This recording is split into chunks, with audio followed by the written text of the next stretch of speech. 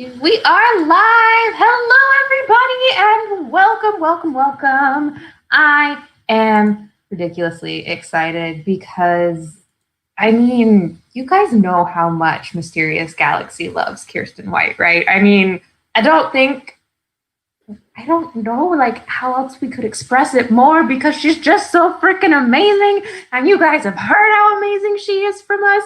And when we introduce her, I always just ramble on because we love her so much and her books are awesome and she's awesome and her personality is amazing. Just all the awesome things. And I am excited because we have the honor today of celebrating, drumroll please, just pretend that was the audience of everyone drumrolling, but the Camelot Betrayal, which is book 2. And the Camelot Betrayal, I feel like very much goes into a lot of identity, which is very important for the main character, for Guinevere in this. Guinevere question mark. And on that note, I'm going to go ahead and pass things off to Kiersten. But before I do, this is the Vanna White portion. If you have questions, please ask questions. I already see we've got 7, so keep them coming in because this is the opportunity that really is for you where you get to ask for mostly whatever you would like. And where you see where it says ask a question down below, that is where you can ask a question. And of course, the best way to celebrate a book is to purchase said book if you want more books in particular from that author. There is logic in this. Plus, it's an awesome book, and you're stuck at home, and you don't have anything else to do but read an awesome book. So there is a buy book button down below. And what is ridiculously amazing, how many superlatives can I use in this intro? I don't know. But we are getting signed books from Kiersten because she is one of our local authors. So if you want a signed, if you want a personalized book and a really cool piece of artwork, then you can buy the book from us. Now, that is my spiel. I am done. I'm going to come back in when we go into the questions, but I'm going to leave you in the amazingly awesome hands of Kiersten White, ladies and gentlemen. Yay. Thank you. I miss you. I'm missing you in person. I'm missing anyone in person. Hi. Things are a little bit different, obviously. We're all virtual. I am wearing my pajamas. They're my new skeleton pajamas that I got for Christmas. Do you guys want to hear something terrible? Something legitimately infuriating? You do. So I got these matching skeleton pajamas for my whole family, as one does. And the only difference between the men's and the women's, the men's pants have pockets and the women's don't. Anyway, now that you're all as mad as I am, I'm going to tell you right now, there will not be spoilers. I am always really aware when I'm doing an event, even if it's for like book 2 or 3 in a series. I know not everyone will have read book 1. There will be no serious spoilers. I won't answer any questions that would require spoilers. Like, I'll answer general questions, but like if you ask me something that's very spoilery about book 1 or book 2, I won't answer it because I do try to be aware that not everyone has had a chance to read book 1 yet. And so yes, spoiler-free zone. If you haven't had a chance to read the Guinevere Deception yet, you're safe. So, hi, this is a really unusual release day for me. Usually I get to spend the evening in Mysterious Galaxy with like my local reading crowd who I miss desperately. But this is also fun because a lot of us get to hang out who don't normally get to hang out. And it's actually a double release day. In addition to the Camel Betrayal, it's the release for The Empire Strikes Back from a certain point of view. I got to write a story for this. It's my first time ever writing in the Star Wars Galaxy Far, Far Away. So that was super fun. Also, do you guys know how hard it is to come up with names that have not been used in the Star Wars universe? You'd be like, oh, here's 2 random syllables. I'll put them together. Someone's already used it. Anyway, from a certain point of view, Mysterious Galaxy also has that. But today we are here to talk about the sequel to the Guinevere Deception, the Camelot Betrayal. You guys, I know, they're so pretty. People are always like, do you have any say in your covers? And I'm like, no, thank goodness. I leave it to professionals. My cover designer is Regina Flath, who also did the cover for The Dark Side of Frankenstein and the cover for, I believe Now I Rise and Brightly Burn. She's amazing. And the artist is Alex Dos Diaz, and he's so great. Oh my gosh. You guys, I've seen the cover for book 3. If we were in person, I might cheat and show it to you, but I can't show it to you on video. I'm so sorry. All right. They are beautiful covers. So we're talking about weird release days. Yeah, normally I'd be like packing to go on tour. I'd be hanging out down in Studio Skowski with you guys. So one thing that I do every release day is I get myself something. Something kind of indulgent to remind me, because like I feel like every book is a milestone. Even this is book number 17, it still feels huge and special and important. And so usually I get myself like a piece of jewelry, but given the state of the world right now and the state of my my emotions, I got myself this. It's really nice. I recommend it. So I hope you guys are doing okay. I hope that when you read these books, they're an escape. They were actually a really big escape for me too. I wrote the first one on a year where I had already written 3 books. One of them was the same book twice. That was Slayer, if you've ever heard me talk about how hard it was figuring out the right story for Slayer. And so I just needed an escape. I wanted to write something dreamy and magical. And I literally escaped. I went to my friend, author Stephanie Perkins' house in North Carolina. She and her husband took care of me for 6 days, and I was able to write the entire first draft of The Guinevere Deception. But then it came time to write the Camelot Betrayal. And second books are always tricky because in book 1, it's all like potential and introduction and discovering the story and the characters. And in book 2, you've created all these problems for yourself, but you can't technically solve all of them because it's not the finale, right? And so for me, book 2s are always the most about the characters, about who they are and pushing them to who they need to be in order to face the challenges of book 3. So, you guys are cute. I love reading the comments on the side. So if I'm ever like, that's what I'm doing. So with the Camel Betrayal, it was, I mean, obviously the first book is also about Guinevere, but the Camel Betrayal is a lot about, questioning identity, who you are, who you want to be, how you get there. And so it was really fun to write. And I got to go outside of Camelot, and show some of the like wider world of what technically is England, but it's not England yet. And there's a wedding, old foes come back. There's a lot of fires. I've noticed that I have heroines who've set a lot of fires. In case you were worried, I have never set a fire in my life.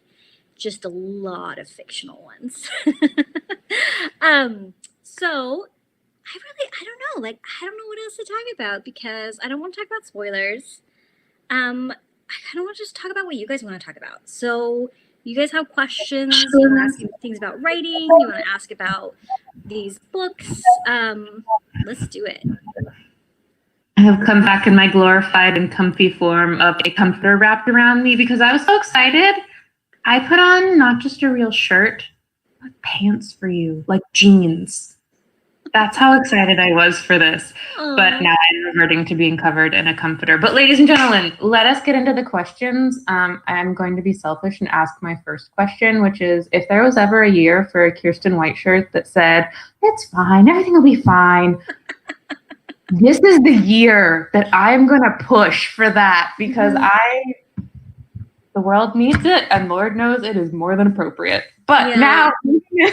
Yeah, no, Constance is referring to a lot of times when I'm at Mysterious Galaxy and people are asking about things that I'm talking about, how I did, once write 4 books in a year, and people are like, what? I'm like, it's fine, don't worry about it, it's fine. But you know what? I'm not saying that a lot lately.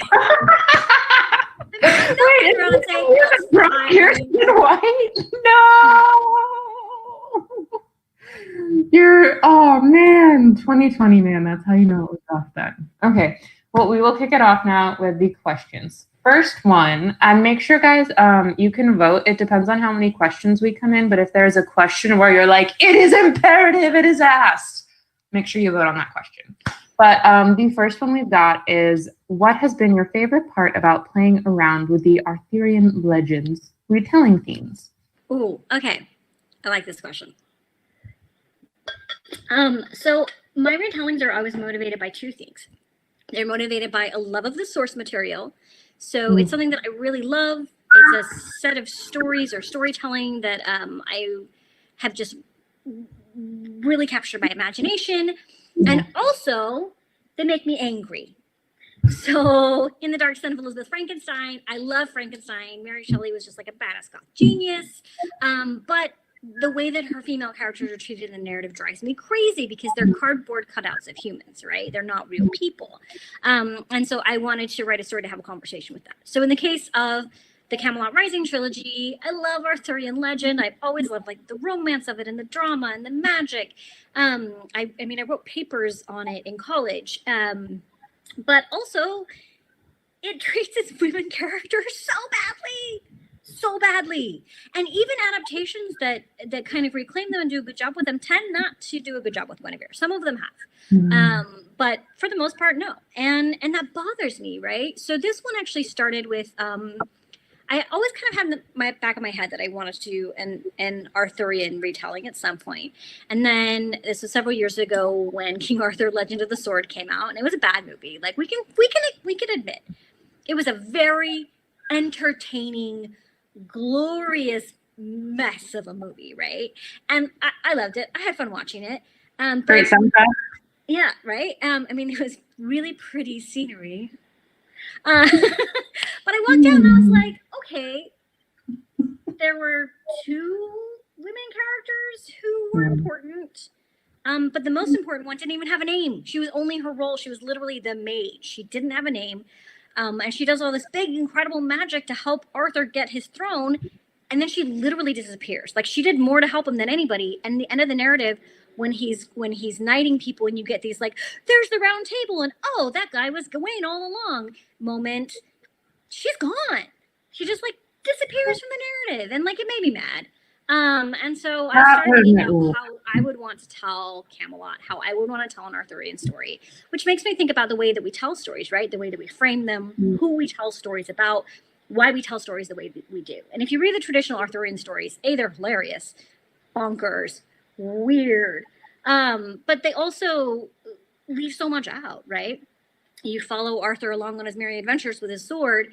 You don't see the people who are left behind. You don't see the people before he's there. You don't see the people after. Like what is the collateral damage? Whose stories aren't we seeing? And it's also interesting with the female characters when they do show up.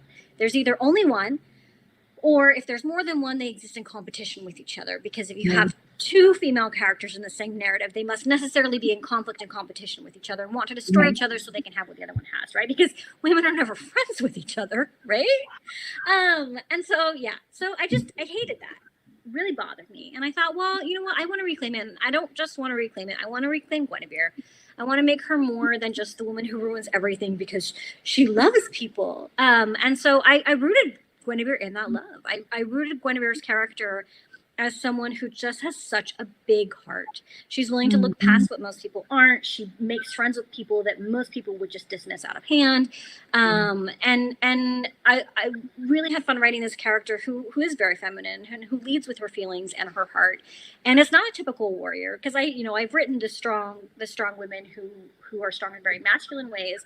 There are so many ways to be strong, and I really wanted to focus more on feminine strength, on nurturing, on caring, on reaching out to the people around you who don't have as much as you.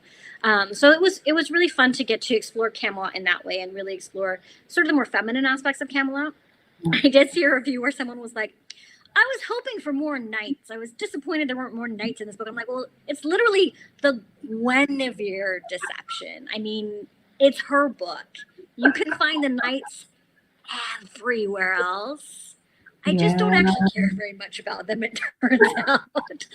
Like, if they're friends with Guinevere, sure, I care. Otherwise, so-and-so and Sir so-and-so going off on some quest, who cares?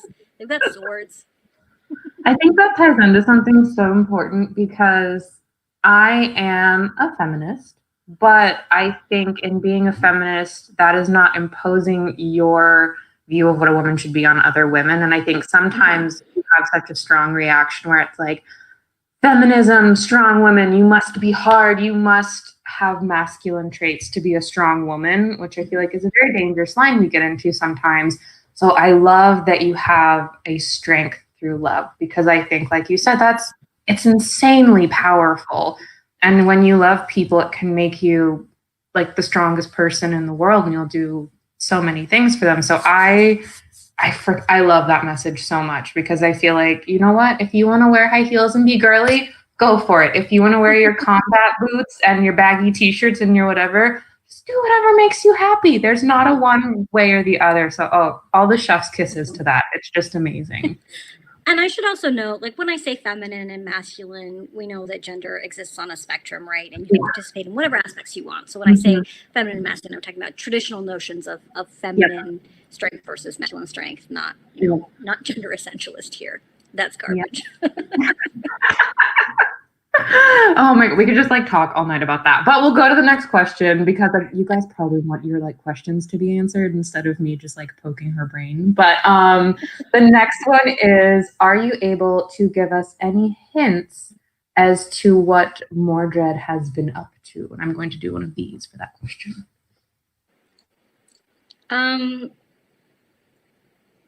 Not what you're expecting. Ooh. Don't know what I can say beyond that. I think that's good. That's good. Yeah, I will say that what he says to Guinevere at the end of book 1 was all the truth. Everything that he said to her was true. So you can read into that what you want. I will say Mordred is in the Camelot betrayal, though. He does have a part in the Camel betrayal. What that part is, you have to read it. You have to read to find out. Me adding something else, it's more just me saying how awesome you are again. But back to the first question, when you were talking about women, I love that you brought up how women are always portrayed too, where they are always pitted against each other. Or you have like the Maleficent characters, where if you're like an amazingly strong woman, you're automatically bad. Yeah. I love it. Yeah, it's true. And I hate that. And I hate, especially in Arthurian legend, you see it come up a lot. If women are powerful, they either exist to serve Arthur, like their entire narrative is in service of Arthur, or they exist to destroy him. So you're either a lady of the lake who uses her unfathomable magic in service of Arthur, or you're Morgan Le Fay, who does whatever she can to destroy him and subvert him. So, I mean, I'm like, just like gender's a spectrum. So is evil, right? We can be a little bit evil and not everywhere.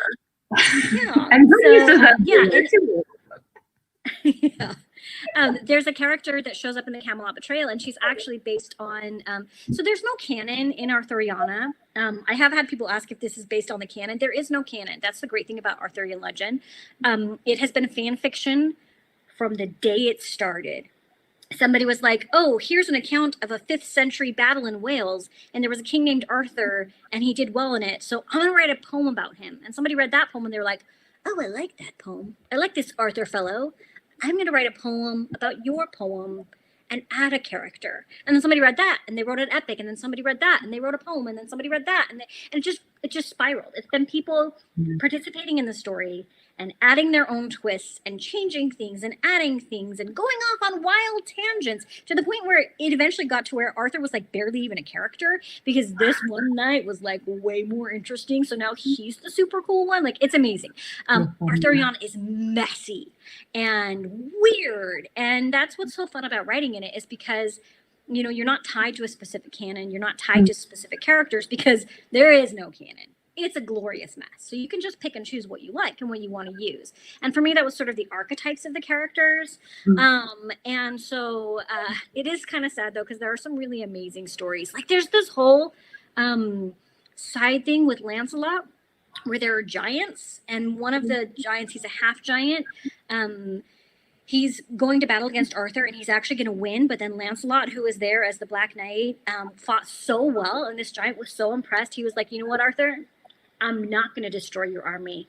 I'm going to join your kingdom because I want to be friends with that guy. And so this half giant gives up this victory that he would have had against Arthur so that he can be friends with Lancelot.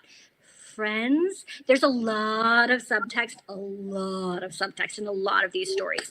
Like Lancelot gets taken prisoner and then his half giant friend finds out somebody lies to him and says Lancelot died, and he actually dies of heartbreak. He pines so much for Lancelot, he dies of heartbreak. And then when Lancelot died, he was buried next to his half giant friend, and I'm like, they weren't friends, they were lovers. I'm like, anyway, so there are all these like just these stories that you don't usually hear because they're not the typical King Arthur brave doing his thing with his sword or whatever.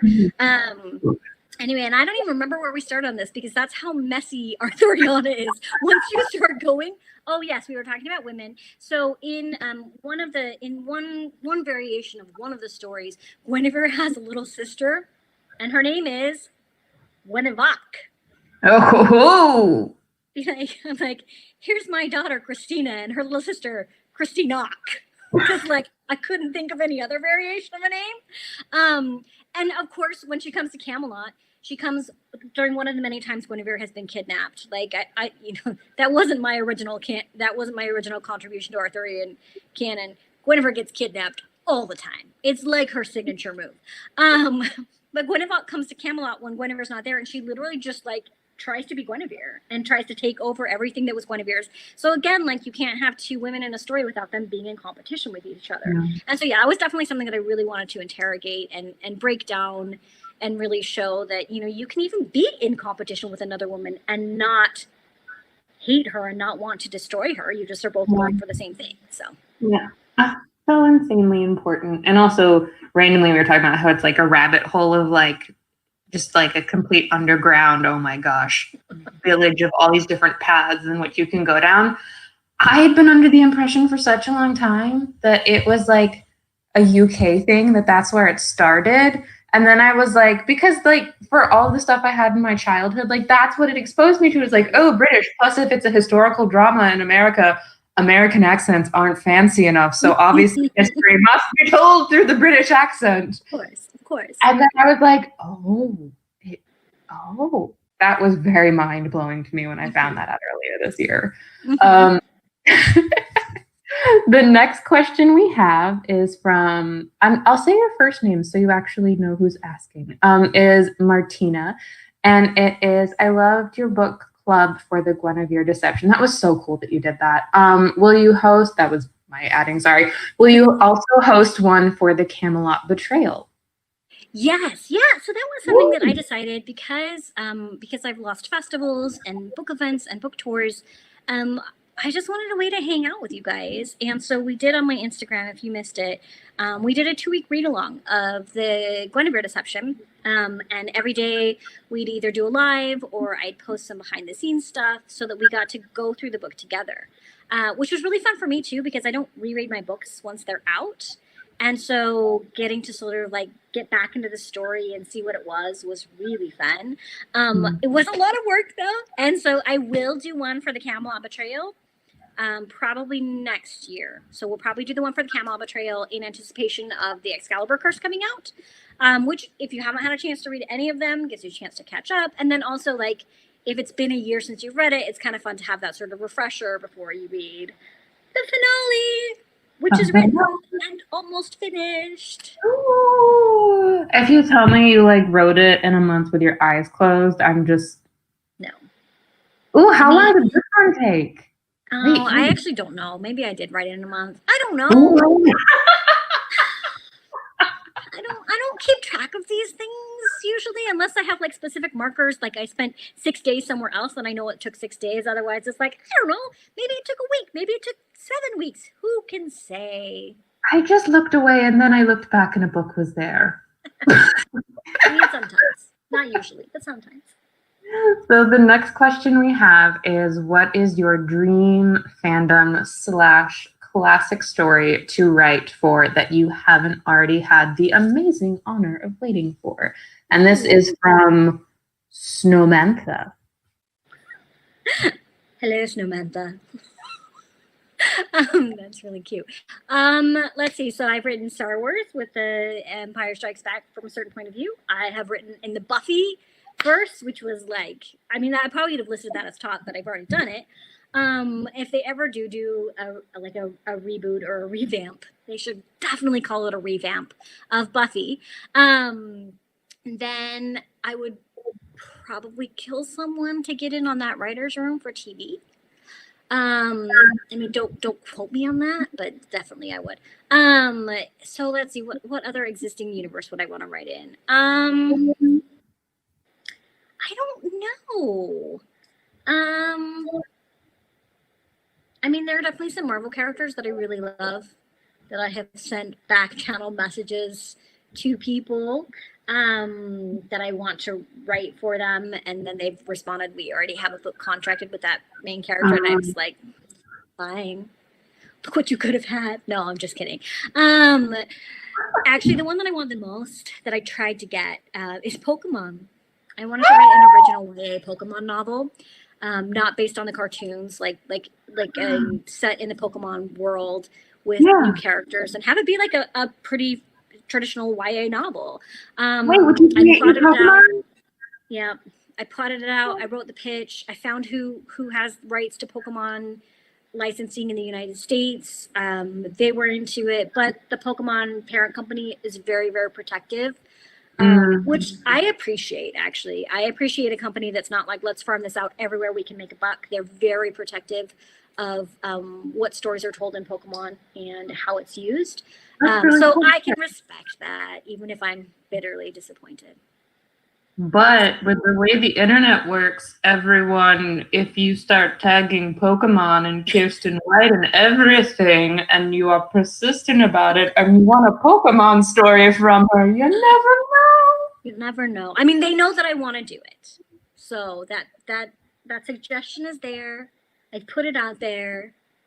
We'll just keep moving forward in the meantime, and then someday they'll be like, "Hey, Kiersten, we do want that YA adventure mystery novel from you with all new characters." Okay, I have to ask now. So I'll go first to give you time to think about it. But think about, what would your spirit animal Pokemon be? Mine would, if I'm trying to be majestic, it would be Charizard, because he's at least a dragon. But I enjoy sleeping, and if you wake me up, if I had the capacity to blow flame, I would. The reality is, I am probably, if Snorlax and Jigglypuff had a baby, that would be my real spirit animal. What would your spirit Pokemon be? So my Pokemon companion that I would choose, like if I was choosing a companion Pokemon, I'd probably go with like a Togekiss. Kind of looks like a manta ray, but flies and is a fairy type, which I'm very into. If I had to be a Pokemon, like if my consciousness was transferred into the body of a Pokemon, I mean, Snorlax, let's be honest. There's one episode, right, where Snorlax falls asleep in the middle of a city and they can't wake him up or move him. It's like this impassable barrier. Yeah. Oh my gosh, yes. Oh, okay, then we are of the same Pokemon spirits, which makes me very happy. Let's see, the next question will be, will we see more types of magic? I'm really interested in the magic of your Camelot.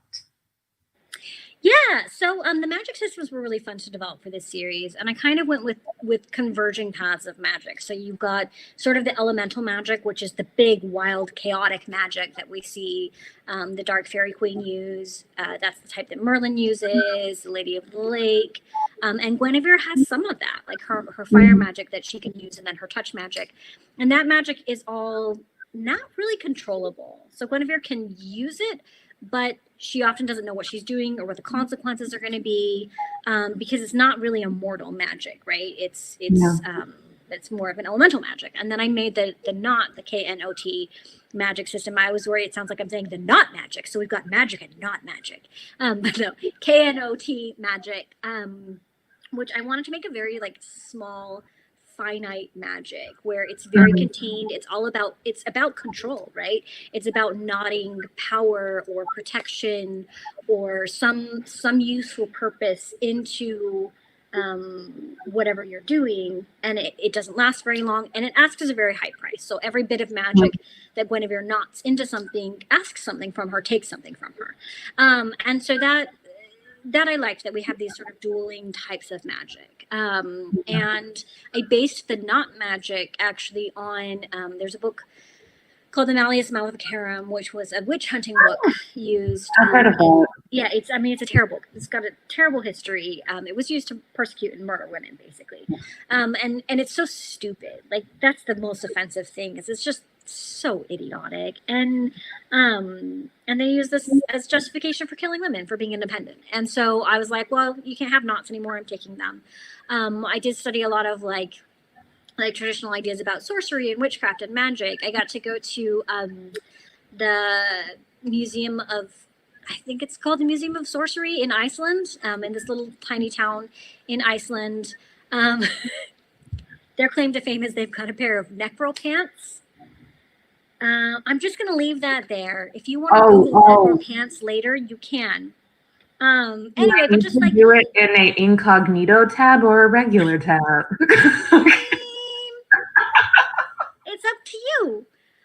My search history is already on every FBI watch list ever, so we don't even bother anymore.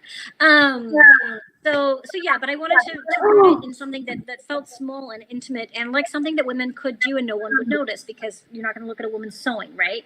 And so let's see, in the Camel Betrayal, Guinevere kind of pushes the limits of her power more, trying to figure out what she can do and why she can do it. So yeah, you will see a little bit more magic, and a lot more questioning of Merlin's powers and what he did with them. So. Awesome. And I couldn't resist because I have no impulse control, and I googled necro pants, and they are named very appropriately. Google at your own risk, everyone. This is the official warning. We are not Mysterious Galaxy and Kiersten White are not responsible for what you may find when you search for necro pants. Moving on, now that we have the official non-disclaimer out there. Our next question is, how do scary times motivate you to create? Does it get easier the more you write? I'm reading their comments. I know. You guys, I got to see it in person. I won't tell you the other museum that we went to in Reykjavik, but it's a very famous museum. Okay, but I'm not going to say that one out loud. All right. I'm really fun to travel with. Well, like, that would be beyond amazing. Oh my God. Okay. I'm so sorry. I'm not We sorry. made her laugh, guys. We broke her I'm with not comedy. sorry at all. Snowman that just said, why is this so on brand for you though? Anyway, welcome to a Kiersten White event. Why does just like walking around in and necro so pants? creepy at the same time. It's a skill. So what was the question? Oh, how do I create in scary times? Okay, Yeah. so I feel like for me, I have limits. I have thresholds, right? And part of the way that I deal with anxiety is channeling it into creating, into stories. And if I can feed a story to my anxiety, then it keeps the anxiety from chewing my own brain apart, and I choose the story apart instead. And so a lot of my very fast drafts are in fact fueled by anxiety. Anxiety about the world around me, anxiety about things that are going on in my own life. But it definitely does hit a certain point where there's just too much noise, and the act of trying to create and trying to tap into a creative space just cannot happen because I can't turn off that noise. And those times I just give myself permission to do what I need to batten down the hatches and write it out. So like, if that means watching an entire season of Great British Bake Off in 3 days, then that's what I do. If it means rereading something that I've read before so that it's entirely comforting and there's no tension, then that's what I do. So yeah, I think there's a fine line between being able to channel anxiety and fear into something creative and turn it into something that is nourishing, but also getting to a point where that's just no longer mentally or emotionally possible. And where that line is will change for you. It'll change for different people. Like I was trying to work on something leading up to last week, and then last week happened and I was like, this isn't happening. And so I switched to editing, because editing is something that I can kind of do on default mode. I don't have to have the same sort of creative space in my brain in order to edit. And so I've just learned that about myself. I've learned these are the things that I can do creatively when I feel this way. And when I feel this way, I can't do those things, but here are things that I can do instead, so that I don't feel like I'm not accomplishing anything. I just know that this is a time to accomplish different things. So yeah. And I think it's important to figure that out for yourself, especially in the creative field, because the harder you are sometimes, or the more of a negative headspace you get in of like, why am I not writing? Then it can kind of perpetuate that. And then you can get buried in a pile of why can I not write? Exactly. And then that just makes it even harder to write. So yep. Ooh, another writing question. What's your favorite element of a story to write? Please tell me death scenes. And world, that was me, sorry. And then world building, dialogue, or something else. Well, 100% dialogue. Always dialogue. Dialogue is so easy for me. If I always said if I could write something that was just dialogue, just like formless, faceless, bodiless voices speaking sparkling dialogue in a featureless black void, that would be my favorite thing ever. And I did it. It's in an anthology coming out in March called That Way Madness Lies. It's Shakespearean retellings. I won't tell you how I did it, but I'm super proud of it. It was so much fun to write. I love dialogue. The hardest for me is always description. That's something that I have to layer on each time I edit something, because it's not something that comes naturally to me. I'm not every once in a while I walk through my I can't even think of the word, but my group of neighborhoods that were all built at the same time. Subdivision. So you know how you have like a group of neighborhoods and they were all built by the same developer, so it's the same 4 houses on repeat, right? And I'll be standing outside, I'll look over at a house and I'll be like, is that the same design as my house? Does my house look like that? And I honestly can't figure it out. If you took my house and took it off my lot and put it somewhere else and painted it a slightly different color, I'd be like, could be my house. I don't know. Does my house have those windows? I don't know. So not a super perceptive person. And so description and scenery and setting are all things that I really have to work on. My favorite types of scenes to write are always banter. Kissing scenes and fight scenes are really annoying to write, because the choreography of it all and making sure that you're using evocative language, you're not repeating hands. So there's only so many times you can say what hands are doing, both in fight scenes and in kissing scenes. And so those are always struggles to write. But banter, dialogue, do it for days. Who here is surprised that Kiersten is good at witty banter? You can tell too from your writing, your characters. I was speaking with another author about this and how you can tell things that they gravitate towards. And I was like, I feel like authors such as yourself who are really great at writing dialogue and characters and stuff like that, they like wiggle and or slash and or stitch, depending on the character, their way into your heart, and you really do have a knack for it. I love the dialogue in Elizabeth. That was so good. Anyways, how did you research, and you have touched on this a little bit, so but it's how did you research Arthurian legends for this series? It sounds like you've studied it as well as got to go on amazing trips. But is there anything else you'd like to add to that? Yes. So for the Dark Side of Elizabeth Frankenstein, I did a really close reading of the text. I took a ton of notes. I also read several biographies of Mary Shelley, and I read the things that she was influenced by.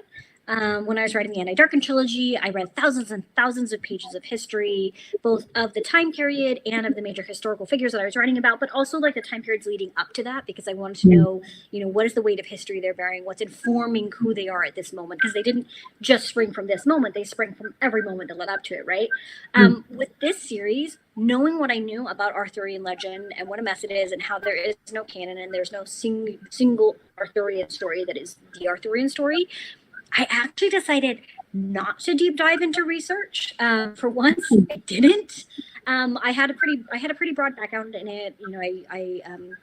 like I said, I wrote papers on it in college. Like I've invested the time in studying Arthuriana, but for this series, I decided I didn't want to feel like I had to touch on or harken back to or include all of these various elements. And so I really went with archetypes. I went with the archetype for Arthur, the archetype for Lancelot, the archetype for Guinevere, the archetype for Merlin.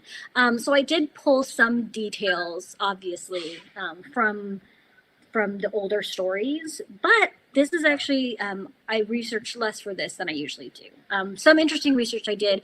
I researched medieval Europe and medieval England.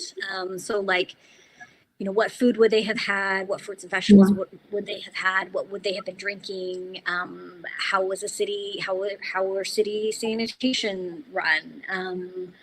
You know, what would it look like if you were living in farmland versus in a city?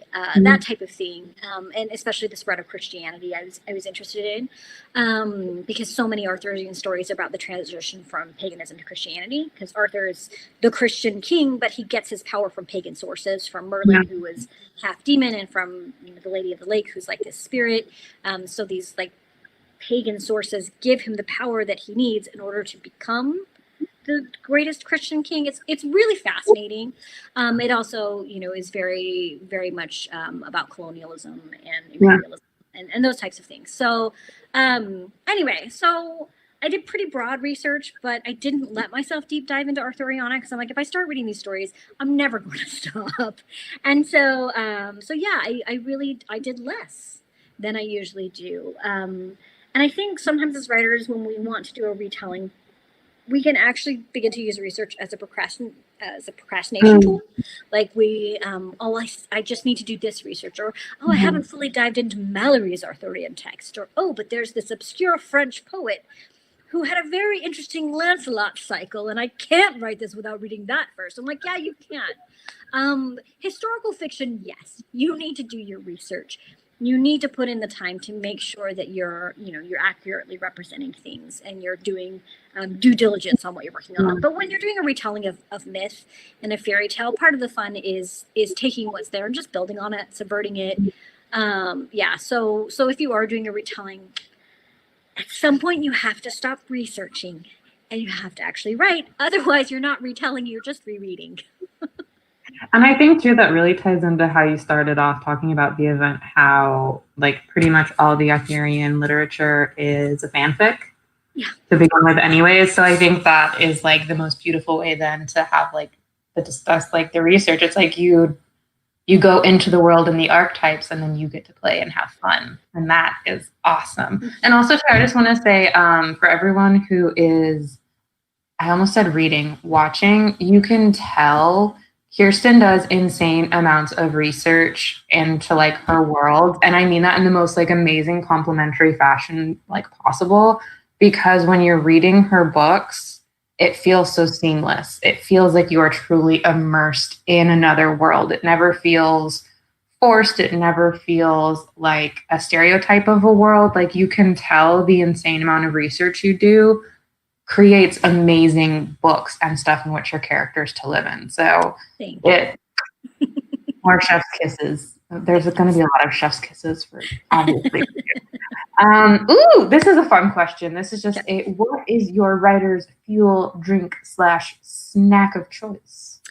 That would be caffeine and so in the morning I drink I like a good English breakfast tea, and then I switch over to usually diet soda and too much of it, and then popcorn. There's Angie's popcorn.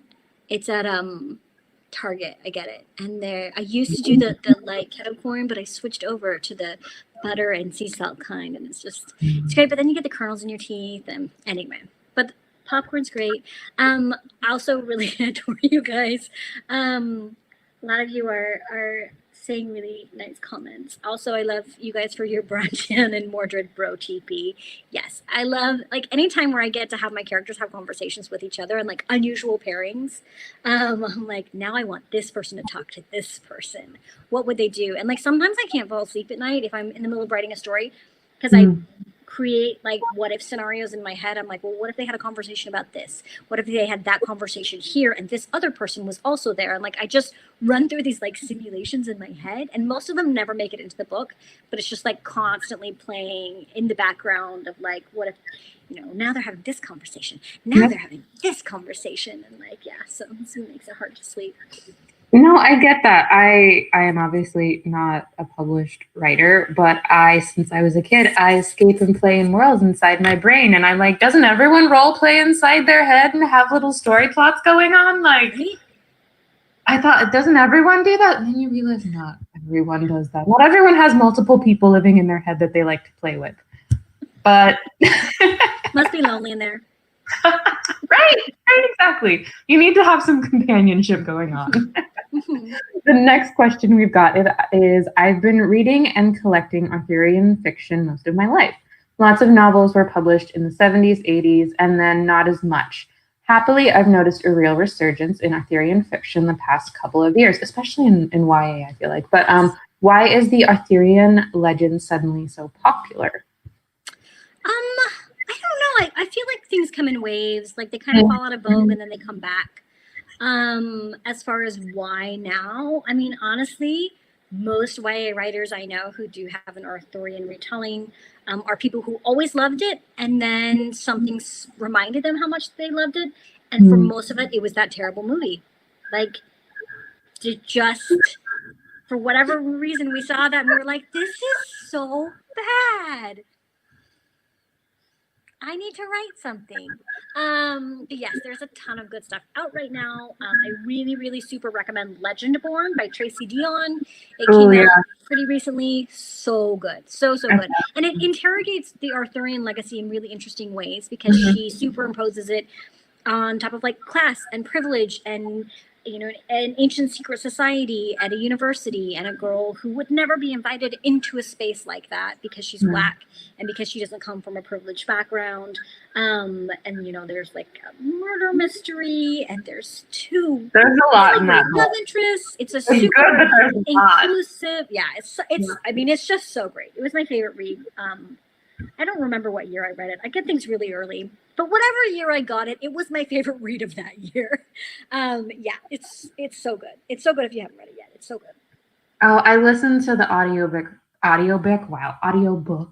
for it, and it was awesome. It was like the end is just like the head explosion emojis. Because I kept thinking like, oh, Brie, don't do that. Don't make that choice. But I understand why you would make that choice because I'd been a teenage girl, and then the way she subverts things and the way she turns them on their heads, it's so brilliant. It's so brilliant. Yep.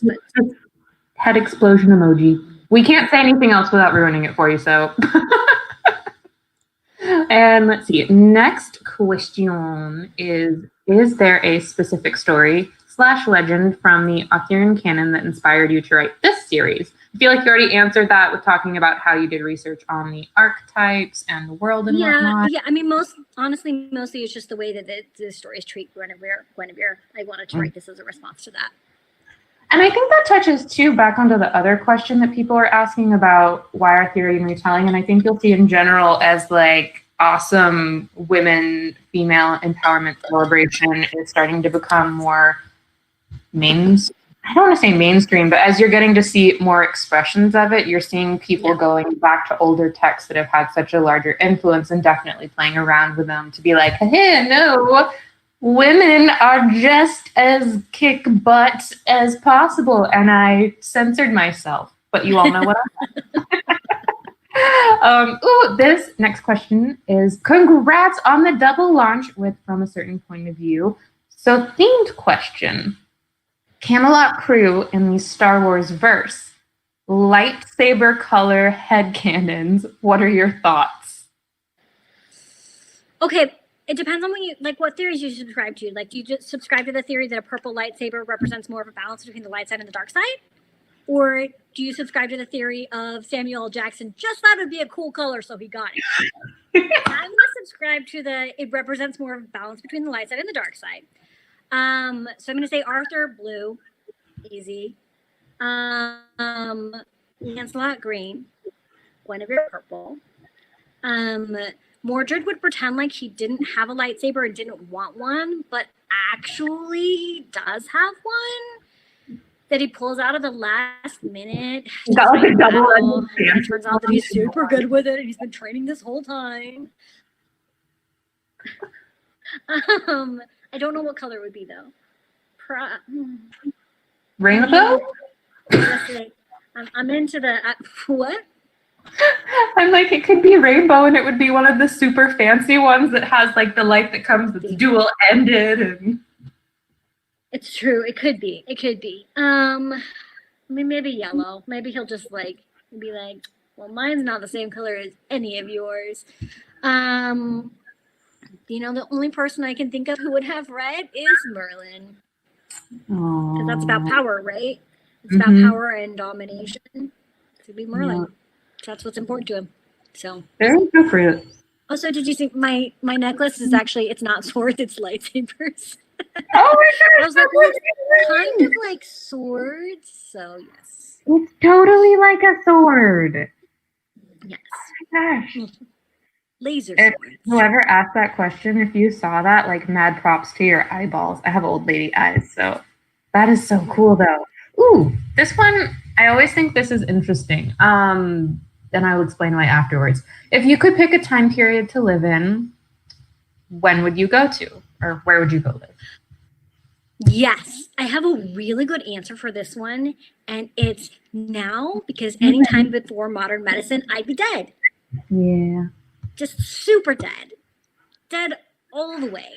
I probably would have died as a child when I massively broke my leg. I definitely would have died in childbirth the first go round. So like, I don't really romanticize the past. I'm like, no, I like being alive. So yeah, I'm gonna say just no interest. I also like indoor plumbing. Too much.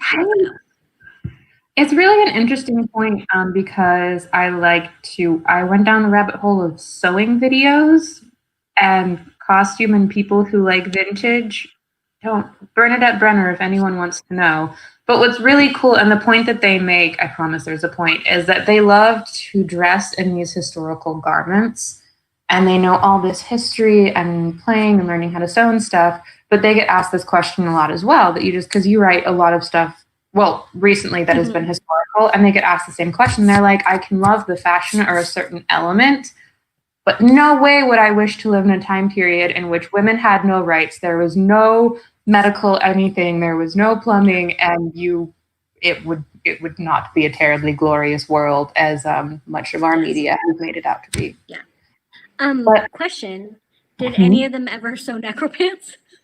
Oh my gosh! Okay, none of them sewed necropants. Bernadette Brenner, the closest she got that kind of looked like necro pants. It became a joke on her channel.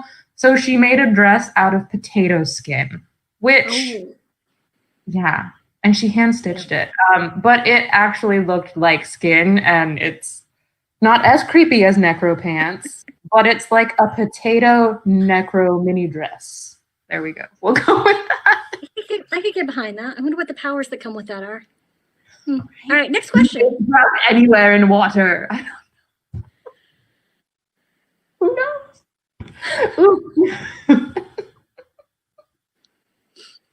Oh my gosh. This one is, what was the hardest part of writing book 2 for you? Ye old book 2 of a trilogy is always the beast, they say. Figuring out the structure was the hardest. Figuring out the pacing. Because I needed Guinevere to be out actively doing things. I needed there to be an internal threat in Camelot, and so the question of when to introduce that threat and how to proactively address it was the trickiest part of the plot to unlock. So there's a character named Hild, who's a Saxon sea captain, and initially I was going to give her a much bigger role, but then fiddling with the plot and figuring out pacing and timing, most of her role got cut. So yeah, the biggest challenge with this book was structural, was figuring out the pacing, when to introduce characters and plot lines for maximum impact.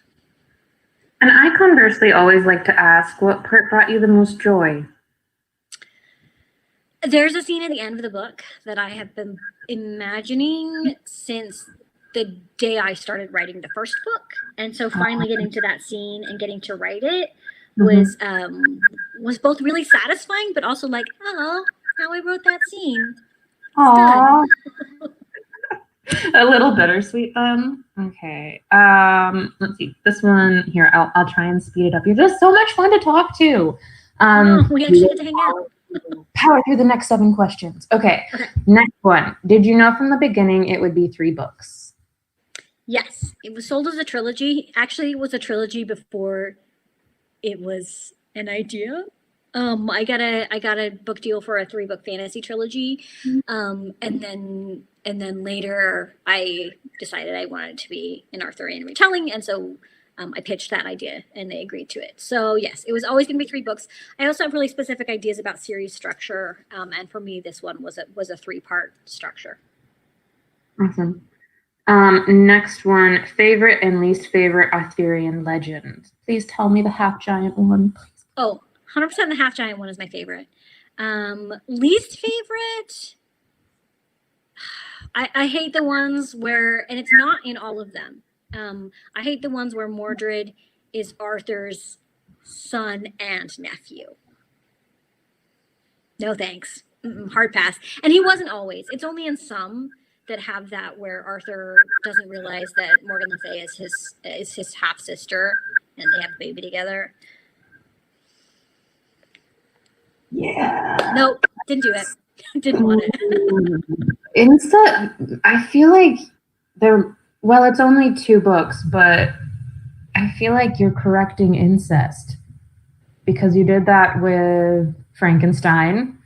Even though I know Frankenstein, it got edited out though, right, in the 2nd edition? Yeah, in the initial, the 1818 edition, Elizabeth was his cousin. And then in the 1832 edition, she retconned it so that Elizabeth was sort of like a foundling child that they took in. But yeah, I liked that narrative better, and it also made Elizabeth's position a lot more precarious and fraught. So yeah, incest is just, regardless of the generation, it's never a great thing.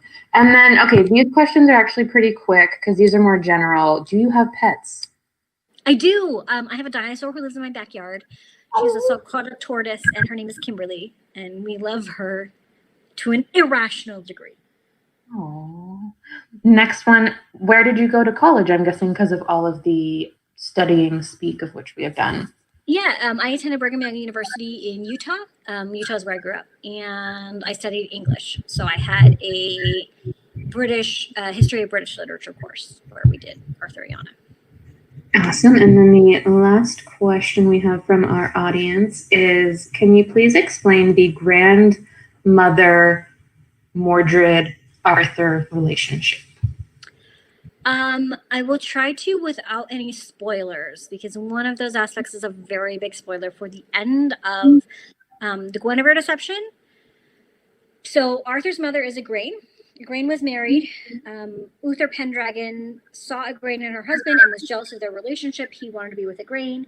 And so magic was done such that Uther Pendragon embroiled Igraine's husband in a battle and then snuck into the castle and magically disguised himself as her husband and, assaulted her basically because it was done under false pretenses. And so she got pregnant. Her husband died. Uther Pendragon left. And that was Arthur.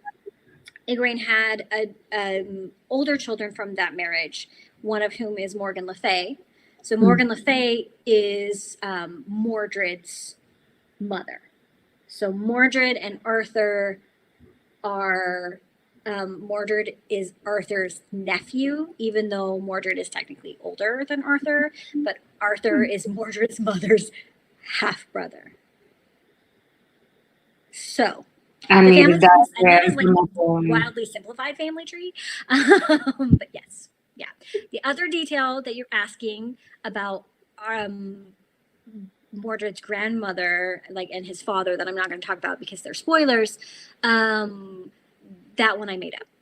Those were my inventions. So And that I am so proud. I like wanted to ramble and talk with you about things, but since we have like 30 seconds left, I can like put this out there too. And well, I mean, we have more than 30 seconds, but when you said you want to try to essentially like a stream of consciousness book, literally my mind went to you writing like a Pokemon Mewtwo book of just like Mewtwo speaking to all the other Pokemon and a stream of conscious Pokemon novel.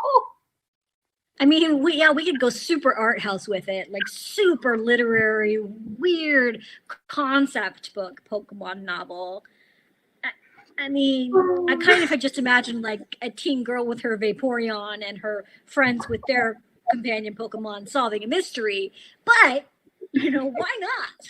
No, let's make it deep. We're gonna try and win a National Book Award with my YouTube novel.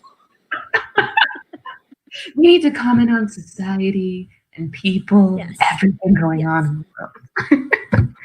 Well, oh my gosh, this was beyond ridiculously fun just getting to sit and chat with you. I miss getting to see you in the store because you're just such an amazing light of energy and everything. And it was a pleasure getting to talk to you. Thank you so much to all the amazing readers who have attended, and all the awesome comments, all the necropant scares, all the just fun going ons and whatnot. Thank you guys so much. I apologize for that one, but not actually apologize. I wanted you to know about them.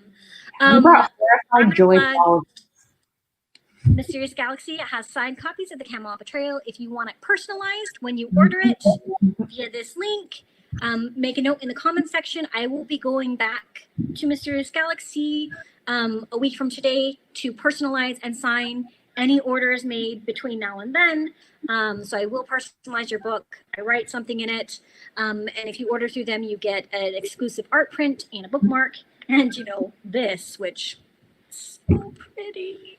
If you order from a certain point of view, Empire Strikes Back from them, I will also sign that. I will write, here's some money, go and read a Star Wars. If you order any of my backlist, I will also sign that. If you order other people's books, I will not sign those, but you can. Yeah. Order other people's books. I just won't sign them. But there's so many books. Just order all of hers, and then you can start on it. Yes. Thank you so much. Thanks for spending the evening. Or I know somebody had their alarm set to get up at 4 a.m. If you are here, if you are that person, I just really adore you. I don't get up at 4 a.m. for anything. House could be on fire and I'd be like, wake me up when it's 7. Anyway, thank you. Thank you for spending the time reading. Thank you for spending the time here with us tonight. I'm sorry that we can't be together in person, but I'm glad that we still have avenues provided by incredible bookstores like Mysterious Galaxy, who I love so much, so that we can hang out and talk writing and books and creepy necropants. And on that note, thank you so much for joining us, everyone. We love all of you. I'm sending like the biggest virtual hug right now to you, Kiersten, and happy book birthday! I have a giant stuffed seal I should have brought. Not a stuffed animal, not a real seal. Important clarification. Anyways, Camelot Betrayal is out, ladies and gentlemen. Go and celebrate it with us and have a beautiful rest of your evening. Goodbye, Kiersten, and goodbye, everyone.